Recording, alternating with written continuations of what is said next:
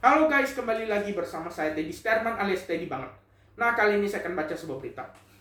Industri pariwisata menjadi sektor terbesar kedua penyumbang devisa sebanyak 280 triliun rupiah pada 2019 setelah industri minyak sawit atau crude palm oil atau CPO dengan jumlah kunjungan wisatawan mancanegara ke Indonesia mencapai 16,11 juta kunjungan atau naik 1,88% dibandingkan dengan jumlah kunjungan wisatawan mancanegara pada periode sama pada 2018 yang berjumlah 15,81 juta kunjungan.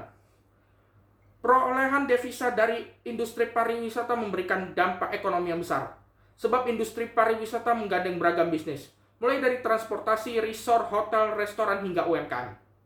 Data dari Global Economic Data Indicators, Charts and Forecast atau GEIC yang diolah kembali oleh Lembaga Penyelidikan Ekonomi dan Masyarakat atau LPEM FEBUI menunjukkan bahwa aktivitas pariwisata menyerap pekerja sekitar 10% atau 13 juta orang dari total tenaga kerja nasional pada 2019. Sejak awal 2020, pandemi COVID-19 melanda berbagai negara dan masih mewabah hingga sekarang. Dampak dari pandemi COVID-19 menyebar luas tak terkecuali pada industri pariwisata di seluruh dunia. Karena merosotnya permintaan wisatawan domestik maupun mancanegara. Indonesia sebagai salah satu negara pilihan tujuan wisata juga terkena imbasnya.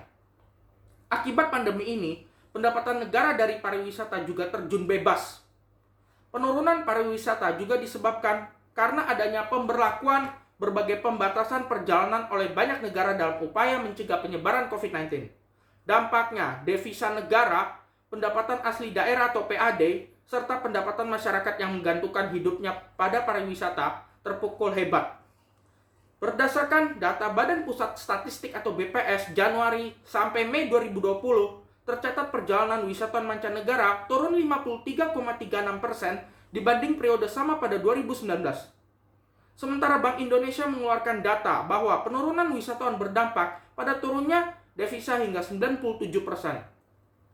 Hingga saat ini masih menjadi perdebatan apakah sektor pariwisata akan tetap berjalan pada era kenormalan baru di tengah pandemi COVID-19 atau menunggu hingga pandemi berakhir yang belum terjamin validasinya apakah hari ini atau esok pandemi akan ada penawarnya.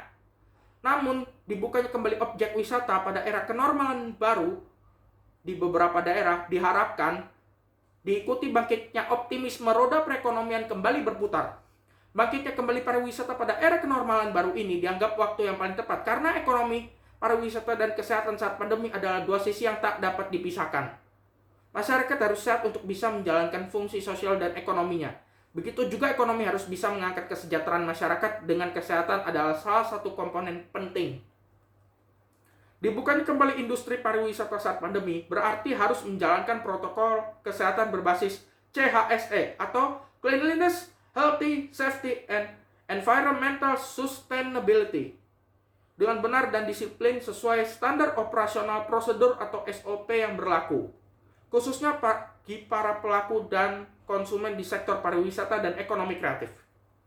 Sejumlah daerah seperti di Provinsi Jawa Tengah mulai melakukan simulasi di sektor pariwisata pada era kenormalan baru ini. Sejumlah destinasi wisata bersiap menerima wisatawan walau masih dibatasi jumlahnya. Dibukanya sektor pariwisata di Jawa Tengah dimulai salah satunya pada destinasi yang mendunia itu Taman Wisata Candi Borobudur. Pembukaan Taman Wisata Candi Borobudur ini telah melalui prosedur yang pertama, yaitu dengan persetujuan dari Gubernur Jawa Tengah Ganjar Pranowo. Pembukaan destinasi Candi Borobudur tidak terlepas dari kehati-hatian dalam penerapan protokol kesehatan yang sangat ketat. Simulasi penerapan protokol kesehatan di kawasan Borobudur mulai dari pintu gerbang area parkir dengan disemprotkan desinfektan pada kendaraan seperti mobil dan motor. Setelah memasuki area parkir, pengunjung turun di area drop-off kemudian diarahkan antre dan mengambil jarak untuk cuci tangan menggunakan sabun terlebih dahulu di wastafel yang sudah disiapkan. Customer service akan memandu wisatawan dengan protokol kesehatan. Sebelum ke loket tiket, pengunjung melalui bilik disinfektan atau antiseptic chamber untuk penyemprotan badan menggunakan sabun. Selanjutnya akan dilakukan pemeriksaan suhu tubuh dengan termogun oleh petugas. Apabila suhu tubuh di atas 37,8 derajat Celcius, maka pengunjung tersebut dilarang masuk ke area Candi Borobudur. Pembelian tiket rombongan pun disarankan memilih perwakilannya saja dan lebih dianjurkan untuk membayar menggunakan e-money. Dalam rangka mematuhi protokol kesehatan, di dalam kawasan candi juga ada tata tertib untuk tidak berkerumun. Tempat duduk juga sudah diberi marka agar tidak berdekatan. Area spot foto pun diberi jarak. Apabila terjadi kerumunan, maka petugas akan segera mengingatkan. Peraturan baru juga dirancang dalam pembukaan kembali situs wisata Candi Borobudur, yaitu tidak semua wisatawan diperbolehkan naik ke atas candi. Peraturan ini dibuat agar batu-batu candi tidak banyak disentuh oleh wisatawan. Karena apabila nantinya batu ini banyak disentuh dan sering disemprot menggunakan desinfektan, dikhawatirkan dapat mempengaruhi kondisi candi. Dalam membuka kembali destinasi wisata pada era kenormalan baru ini, Direktur Utama PT Taman Wisata Candi Borobudur Prambanan dan Ratu Boko, Edi Setijono, tidak akan gegabah dengan tetap melakukan pembatasan pengunjung hanya 10-15% atau maksimal 1.500 orang per hari. Yang pelaksanaannya akan dimonitoring oleh tim dari pemerintah daerah. Menurut Kepala Dinas Kepemudaan, Olahraga, dan Pariwisata Provinsi Jawa Tengah, Sinung N. Rahmadi, Borobudur merupakan gerbang berdamai dengan COVID-19. Artinya, COVID-19 masih tetap ada, tetapi produktivitas tetap berjalan dengan memperhatikan protokol kesehatan yang telah disepakati. Pembukaan kembali sektor pariwisata pada era kenormalan baru penting dilakukan untuk mendongkrak perekonomian, namun tetap harus memperhatikan protokol kesehatan. Mari bangun ekonomi pariwisata untuk membangun kesehatan, membangun masyarakat sehat, untuk secara bergotong royong membangun ekonomi.